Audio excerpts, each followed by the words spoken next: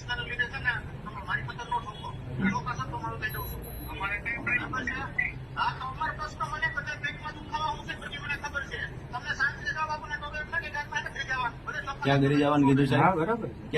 ક્યાં ઘરે જવાનું કીધું? બોલો બોલો, જાહેરમાં બોલો. ક્યાં તમે ક્યાં ઘરે જવાનું કીધું? પૂછો તમને. અરે પેલા તમને પૂછું છું, ગાળ તમે બોલો છો. તો શું બોલ્યા? ક્યાં ઘરે જવાનું? હાથ હેઠો રાખી દો. તમારો સવાલો જવાબો વાળી વાત પછી કરો.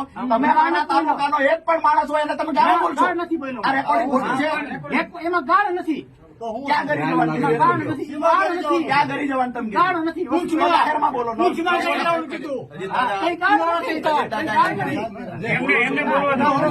એક મિનિટ, હવે એ ગાળ નથી કહેવાતી. તમે જે બોલ્યા એ તમારી દ્રષ્ટિએ ગાળ નથી.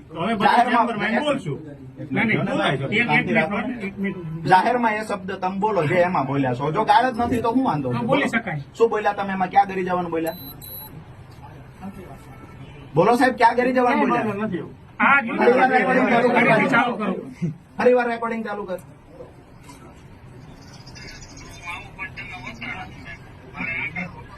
એ કેટલી વાર મેળવી ખબર છે તમને? એ કેટલી વાર? હા, એ બધું જ છે સર. લોકો સર તમારું કહી દઉં છું અમારે કઈ ખબર છે હા તો અમારો પ્રશ્ન મને બધા પેટમાં દુખાવા હું છે બધી મને ખબર છે તમને શાંતિ જવાબ આપો ને તો એમ લાગે કે આત્મા થઈ જવા ક્યાં ઘરે જવાનું? હવે સમજાણું તમને ના સમજાણું સાહેબ? અમુક બાબત સ્વીકારો, નહીં સ્વીકારો ત્યાં સુધી સાહેબ હું અહીંથી જવાનો નથી. નહીં સ્વીકારો ત્યાં સુધી હું બીજા મુદ્દાઓ આપીશ. હાલો, વાંધો નહીં. બરાબર છે? જે ભૂલ હોય સીધી રીતે સ્વીકારી લેશો ત્યાંથી વાત પૂરી થશે. વાત એ છે કે તમે એને ક્યાં ઘરે જવાનું બોલ્યા? એ 25 વાર આવ્યા છે, રજૂઆત કરવા આવ્યા. સાહેબ, એક મિનિટ, દાદા વાત બદલો છો નહીં સાહેબ? તમે નેતા છો સાહેબ?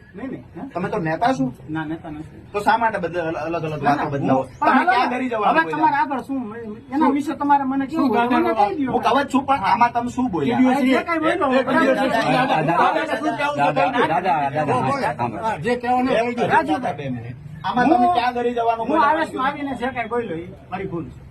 અચ્છા, તો તમે ભૂલ સ્વીકારો છો? આવેશમાં આવીને તમે જે બોલ્યા એ ભૂલ સ્વીકારો છો? તમે જ્યાં ઘરે જવાનું કીધું ને સાહેબ, જિંદગીમાં આ શબ્દ મૂળી તાલુકાનો 10 વર્ષનો છોકરો હોય તે ભલે 100 વર્ષનો હોય તે ભલે, એક કઈ ભાજપનો નેતા તમને બચાવવા નહીં આવે. આ સ્પષ્ટ કહી દઉં છું.